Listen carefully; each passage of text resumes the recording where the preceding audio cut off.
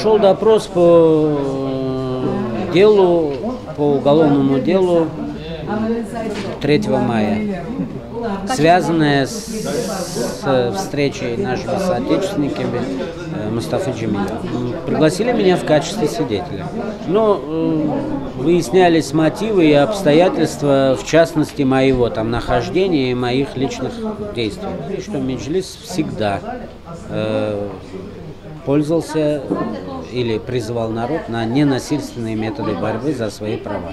Поэтому каких-либо вопросов, связанных, как нам пытаются сегодня пришить, экстремизм и терроризм, оно никакого отношения к организации, избранной самим народом, не имеет. К сожалению, у меня такое ощущение, что это идет планомерное, целенаправленное давление на национальный орган самоуправления. Поводом тому, вы знаете, эти постоянные позовы в суды и так далее, и так далее.